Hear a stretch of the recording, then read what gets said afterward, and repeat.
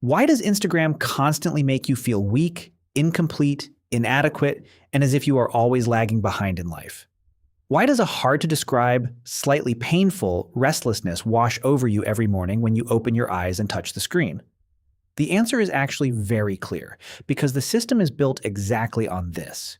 You don't go in there to see what your friends are doing or to relax by watching funny videos. You are experiencing a tailor made loop of inadequacy right in the middle of a multi billion-dollar masterpiece of psychological engineering. To be blunt, social media profits so beautifully from your feeling of, why don't I have a life like this? That you would be surprised if you heard it. If you were satisfied with your life, your house, your car, or just your breakfast that day, you would leave that phone on the table and go outside. But if you are an unsatisfied, confused, and slightly envious person, you cannot tear yourself away from the screen. You constantly keep watching others. In other words, what fills the pockets of the platforms is not your happiness, but on the contrary, that deep restlessness inside you. A restless person scrolls the screen more, and the longer you stay on the screen, the more ads you see, which means more cash for the system. Let's look at the center of this phenomenon, namely, life in the United States, the country that is the master of this business, and the crazy wheel of consumption there. Let's imagine an average American living in a small studio apartment in Queens or Brooklyn, New York. Let's name him John, 28 or 30 years old. He wakes up at 6 in the morning to a terrible alarm sound, brews a quick filter coffee in the kitchen, or dumps cheap instant coffee he bought from Trader Joe's straight into hot water. At the same time, he is thinking about this month's exorbitant rent, the monthly card fee for the subway he will use to go to his job in Manhattan, and the minimum payment of that never-ending student loan that will not leave him alone for life. His mind is full, his chest tightens, and the burden of a huge city is on his shoulders. He opens Instagram just to relax a bit, distract his mind, and understand what is happening in the world. What is the first thing he comes across? A 22-year-old influencer in Malibu, Los Angeles, shouting, "My morning routine, you transform your life too," while the Pacific Ocean waves in the background. Underneath them is a latest model Tesla. In their hand is a $12 organic green detox juice bought from Whole Foods, and on them is an Erewhon aesthetic sportswear piece that is expensive enough to be worn only while meditating. What is our John from Queens doing at that moment? He is running so as not to be late for work because he missed the subway, inhaling that strange smell in the station and rushing down the steps. Right at that second, the brain asks that annoying question. Why is they drinking detox juice in Malibu while I am suffering this misery here? Where did I go wrong? Why does my life consist only of this gray tunnel? John arrives at work, sits at his desk, opens the never-ending Excel spreadsheets in front of him, and picks up the phone again during his lunch break, thinking maybe I can distract my mind a little. This time, a video from Austin, Texas falls in front of him. Two 24-year-old brothers, crypto bros, a huge villa with a pool in the background. They are making a barbecue by the pool, and moreover, they are wearing t-shirts of the most luxurious brands. The caption reads, "How did I escape 9-to-5 slavery? You can buy my financial freedom guide from the link in my profile. Escape financial slavery too." John looks at his own Excel spreadsheets, then looks at the kids on the screen. That feeling of inadequacy inside him, that invisible envy grows even bigger by swelling up. He returns home in the evening, lies on the couch exhausted, and this time he sees a story shared by a female friend from college. She is at a yacht party in Miami, watching the sunset with a glass of champagne in her hand, hip-hop music playing in the background. Underneath it, she wrote, "Just another Tuesday." John looks at the calendar. It really is Tuesday. He himself listened to the boss's scoldings all day, is heating a frozen ready-made pizza in the microwave for dinner, but somewhere in the world his peers are popping champagne on yachts. This is exactly what Instagram does to us every time. It squeezes us into an endless illusion and makes us hate our own lives. The biggest problem here is that those lives our eyes see are actually not a life. What we are watching is a filtered and completely polished fiction of reality. No one tells how many people sweated in the background to shoot that video in Malibu, or that the Tesla is actually rented or hired through a daily sponsorship. Or the girl living an ordinary Tuesday at the yacht party in Miami does not explain how much debt she actually went into just to get on that yacht. Or what a great loneliness, panic attack, and anxiety she felt the moment she turned off the camera. In fact, let me give you a much funnier industry example from America. In Los Angeles, there are rental photo studios decorated like the inside of a luxury plane, standing stationary on the ground, just so influencers can go and pose saying, "I am traveling in my private jet." Yes, you didn't hear wrong. Young people pay $50 an hour, sit in the seat of that fake plane, take a glass in their hand, look out the window as if there are clouds outside, take a photo, and write "Financial Freedom, Next Stop London" underneath. And we, lying in our bed, watch these completely fake lives and question our own life. We are just watching a best of collage consisting of the highest, most flawless moments of a person's life. But our brain from the Stone Age does not understand this digital illusion. It assumes everything its eyes see is this is what is normal. Our brain thinks that right now, everyone in America, even in the world, is surfing in Malibu. Everyone is celebrating their financial freedom by the pool in Texas. Everyone is traveling by private jets, and only he himself is eating frozen pizza in that box-sized apartment in Queens. This is such a beautiful manipulation that it becomes almost impossible for a modern human to resist this alone, without any support. In the past, our circle of comparison was very narrow. If you lived in a small town in Ohio, let's say in a village in Columbus, you would compare yourself with your next door neighbor, Bob. When Bob bought a new barbecue or mowed the lawn in his garden more neatly with a new machine he bought from Home Depot, you would say, "Wow, Bob expanded the business." You would feel a slight envy, but this would not make you grow cold toward life. It would not put you into a heavy depression, because you knew that Bob also got up early in the mornings just like you, that his car's engine broke down too, and that he also struggled with his children's school expenses and bills. In other words, you were more or less in the same boat with Bob, experiencing the same difficulties. Now, social media took that small, human, and sweet circle of comparison and grew it so much that it threw the whole world into it, or rather, the richest, most aesthetic, luckiest top 1% of the world. Now your rival is not your neighbor Bob. It's the heirs in Beverly Hills, the ruthless speculators on Wall Street, models who are wonders of filters without even a single pore on their face, Silicon Valley kids who became billionaires at the age of 20. This is an endless race that you are doomed to lose from the start, consuming you more as you run. Right here, I need to interrupt the video a bit, my friend. If you have watched this far, it would be very nice if you like the video and subscribe. This never-ending race triggers the concept of FOMO, which is at the very heart of American culture and the modern world, namely the fear of missing out on developments, parties, money, and life.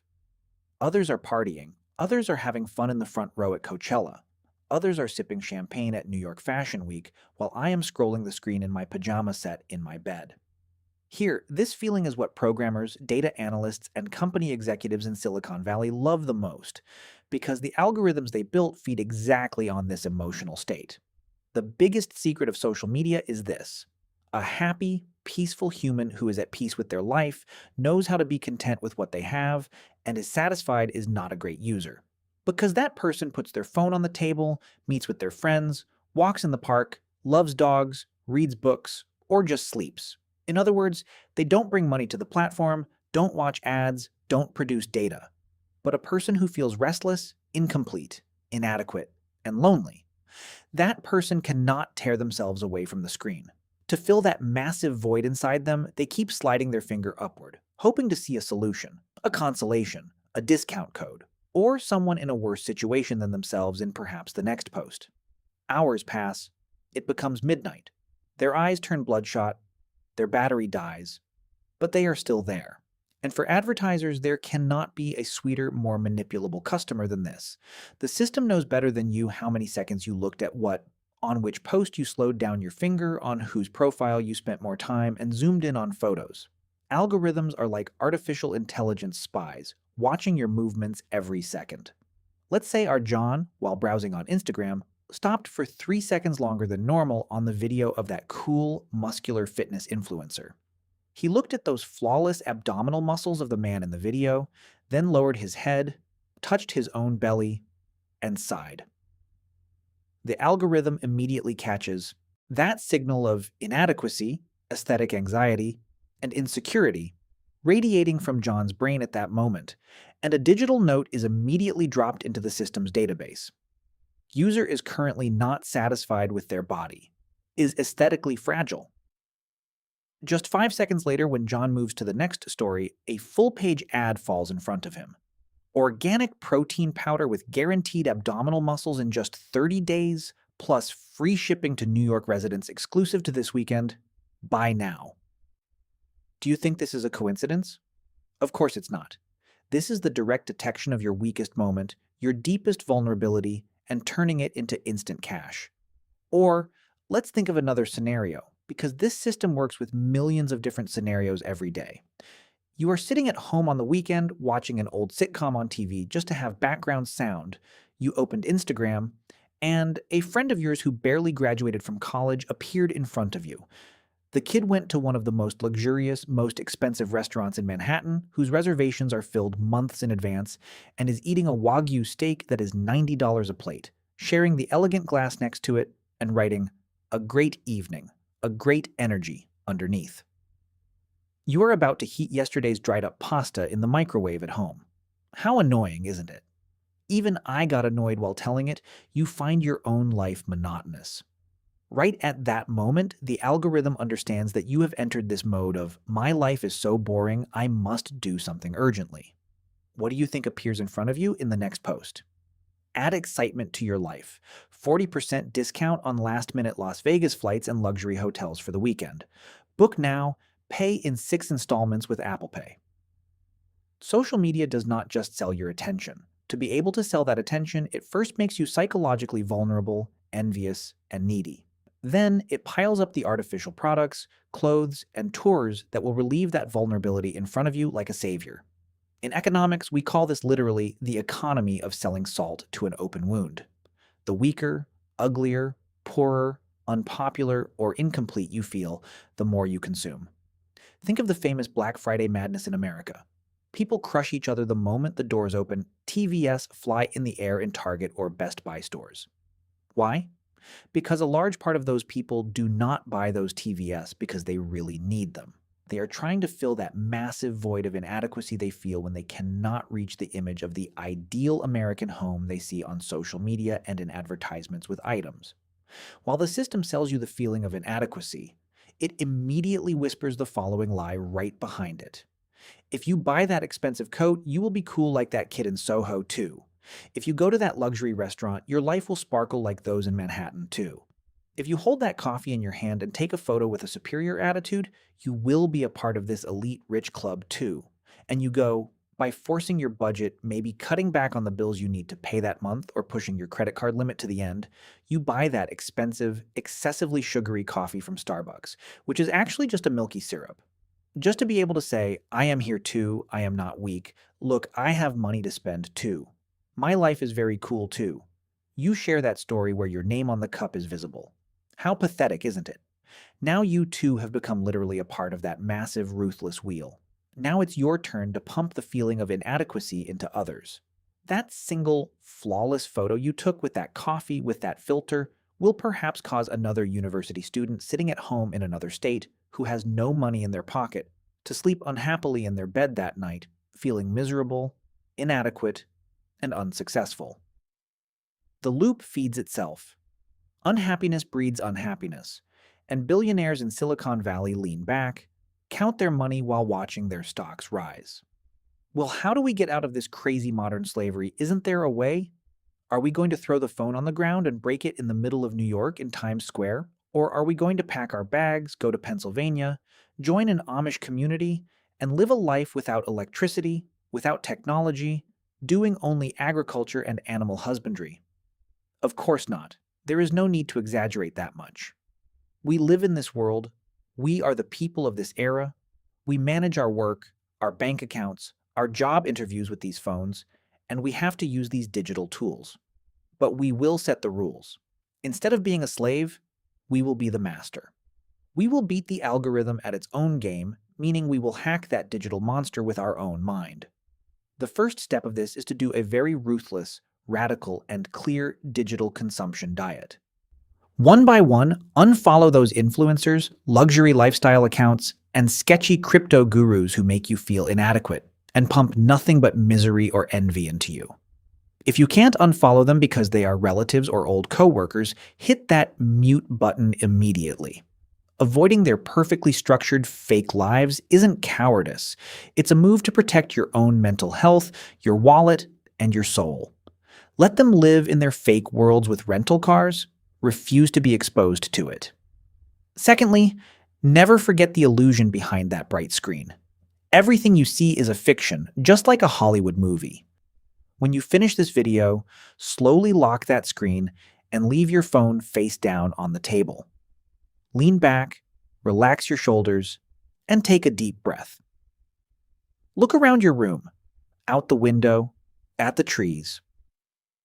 Real life is not behind that cold, fake glass. It's right here in this imperfect, real world you can touch and feel. It's time to break the illusion, turn off the screen, and start living.